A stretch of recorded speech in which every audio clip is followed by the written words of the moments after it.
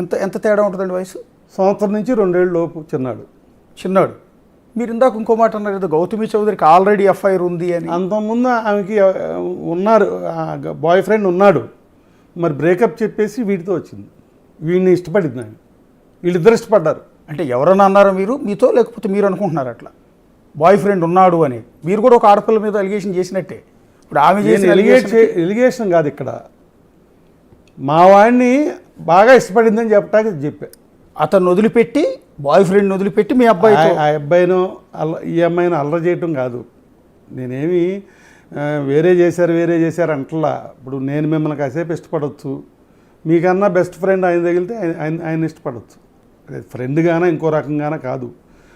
నాకు తెలిసిన ఇన్ఫర్మేషన్ అంతవరకే, నేనే ఎలిగేట్ చేయట్లా. అంటే మీ వాడు జూనియర్ ఇంజనీరింగ్లో, ఆ అమ్మాయి సెకండ్ ఇయర్ ఉంటే మీ అబ్బాయి ఫస్ట్ ఇయర్లో ఉండి ఉంటాడు బహుశా. అంతే. వయసులో కూడా 2 ఏళ్ళు చిన్నవాడు. ఆల్రెడీ ఆమెకి వేరే బాయ్ ఫ్రెండ్ ఉన్నాడు. అది వదిలేండి అసలు. అది వదిలిపెట్టి మరి మీ అబ్బాయిని చిన్నవాడు, ఆ అమ్మాయికి ఎవరున్నారు అనేది నన్ ఆఫ్ ది సబ్జెక్ట్ ఇక్కడ. అసలు అది వదిలేయండి, అసలు ఆ సబ్జెక్టే వదిలేయండి. ఎవరో చెప్పిన మాటలేని మనం మాట్లాడుకోవటం అదే నేను కరెక్ట్ కాదు. అది కూడా నేను సమర్థించడం. ఇక్కడ పాయింట్ ఏంటంటే, ఆ అమ్మాయి ఇనెలిజిబుల్ ఫెలో అంటే నీకు సరిపడవాడు కాదు. ఓకే. నీకు సమకాలికుడు కాదు, నీ అంత తెలియగలవాడు కాదు, నీ అంత వయసోడు కాదు, నీ అంత చదువుడు కాదు. మరి ఆమె ఏమి, వాళ్ళు ఏ క్వాలిటీస్ చూసి ఇష్టపడిందో నాకు తెలియదు. ఇష్టపడింది. మీకు వాళ్ళిద్దరూ ప్రేమించుకున్నారన్న విషయం వీళ్ళిద్దరూ కలిసి పెనమలూరులో మా మేనల్లుడి ఇంటికాడ వీళ్ళు స్టే చేశారు. ఓకే. చేసినప్పుడు వీళ్ళిద్దరు గదిలో ఉండి, మరి అది ఉండటం వలన వాళ్ళు ఎలిగేట్ చేశారు, మీ వాడు తప్పు చేస్తున్నాడు, వేరే అమ్మాయిని గదిలో పెట్టుకున్నాడు అని. అంటే ఎవరో ఏంటని అప్పుడు ఆరా వచ్చింది. చెప్పాడు వీడు ఫ్రాంక్గా, నేను ఆ అమ్మాయిని ఇష్టపడుతున్నాను, ఆమెనే పెళ్లి చేసుకుంటా అని చెప్పాడు. ఓకే. అప్పుడే పెళ్ళేంటయా, నీకు నిండా 18 ఏళ్ళు నిండలేదు, ఫస్ట్ ఇయర్ చదువుతున్నావు, ఇప్పుడు మేము లవ్ ఏంటి, నేను చదువుకోమని పంపాము, చదువుకో ఫస్ట్, తర్వాత చదువయ్యాక ఆలోచిద్దాం అని చెప్పి. ఓకే. అప్పుడే సూసైడ్ అటెంప్ట్ చేశాడా? అప్పుడు కాదు సూసైడ్. ఓకే. నేను దాదాపు 5-6 ఏళ్ళు ఈ సంబంధం వద్దని అపోజ్ చేసి ఆపా. ఓకే. ఆపితే చెప్పా కదా ఇందాక, ఆ పాప చదువుకుంది, ఈడు ఫోటోగ్రఫీకి వెళ్ళాడు వైజాగ్ సత్యానంద్ సార్ దగ్గరికి. ఓకే. అయిపోయింది. ఆయన రికమెండ్ చేసి ఏదో సినిమాల్లో కూడా రికమెండ్ చేశారు. సినిమా ఆఫర్లో వస్తున్నాయి. ఓకే.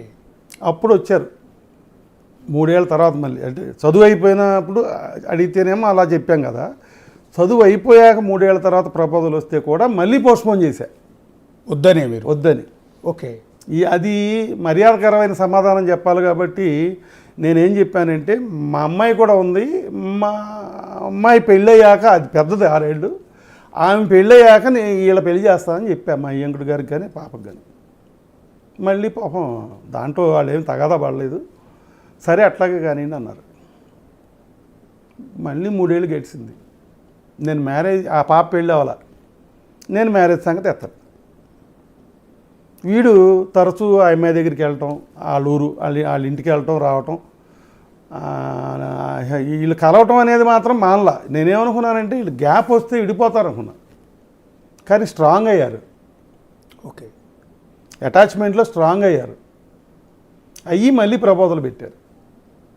పెడితే నేను మా వాడికి చెప్పా, వద్దు మనకొద్దు, నాకు కరెక్ట్ అనిపించలేదు, ఆల్రెడీ అక్కయ్య గారు అమ్మాయి ఉంది కదా, మాట్లాడాము, నువ్వు ఆ అమ్మాయిని చేసుకో, లేదా అమ్మాయి కదంటే పోనీ ఇంకొక అమ్మాయో, లేదా ఆగు, అసలు సినిమాల్లో యాక్ట్ చేస్తానంటున్నావు, కొన్నాళ్ళు ఆగు, ఆ అమ్మాయి వద్దంటే, ఇది మేము చూసిన సంబంధం వద్దంటే ఆగమన్నాం. కాదు నేను గౌతమినే చేసుకుంటాను అన్నాడు. నేను మాట ఇచ్చాను, నేను మోసం చేయను, ఆమె నా లైఫ్ పార్ట్నర్, నేను వేరే వాళ్ళని ఊహించుకోలేకపోతున్నాను.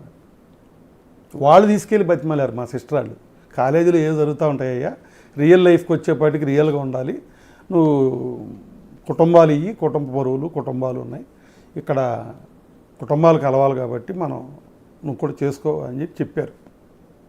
వీడిని తీసుకెళ్ళి 6 రోజులకు వాళ్ళు క్లాస్ తీసుకున్నారు. తీసుకున్న చివరికి 6వ రోజు కోడీడు, నేను ఆ అమ్మాయిని మోసం చేయను, నేను మాట ఇచ్చాను, నేను ఆ అమ్మాయినే చేసుకుంటా గౌతమిని అని చెప్పి వచ్చేసాడు.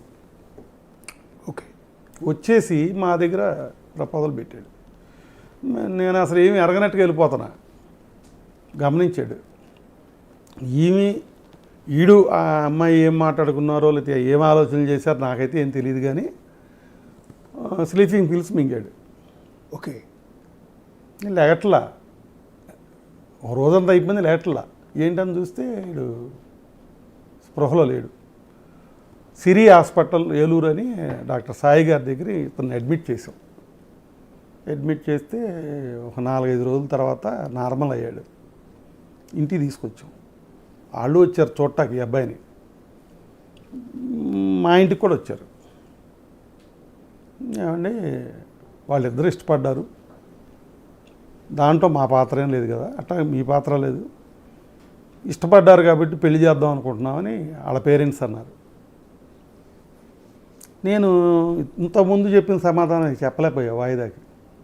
ఎందుకంటే ఇటు క్లియర్గా చెప్పేస్తున్నాడుగా, అసలు ఆ అమ్మాయి లేకపోతే నేను బతకనని చెప్తున్నాడు. ఇక నేనేం చేయను, అల్టిమేట్గా నాకేమో ఇష్టం లేకపోయినా కూడా పెళ్లి ఒప్పుకోవాల్సి వచ్చింది. అంటే సేమ్ కమ్యూనిటీ అండి మీరు వాళ్ళు? మా ఈయంకుడు గారు చౌదరీస్ అండి. ఓకే. మా మిస్సెస్ చెప్పాలంటే జమీందారులు. ఓకే. బ్రిటిష్ వాళ్ళ టైంలో 1947కు ముందే బస్సులు నడిపారు. ఎవరు? మా మామగారు ఫ్యామిలీ. ఓకే. ఎర్రంకయ్య గారు, అయినంపూడి ఎర్రంకయ్య గారు అంటే విజయవాడ నిర్మాణూరు వాళ్ళది ఫేమస్ జమీందారులు వాళ్ళు. 100 ఎకరాల పొలం, ఆస్తులు బెదవాళ్ళు. బస్సులు అంటే ఏం బస్సులు అనుకుంటున్నారు? పొగ బస్సులు. బొగ్గేస్తే నడిచే బస్సులు. బొగ్గేస్తే నడుస్తాయి ఆ బస్సులు.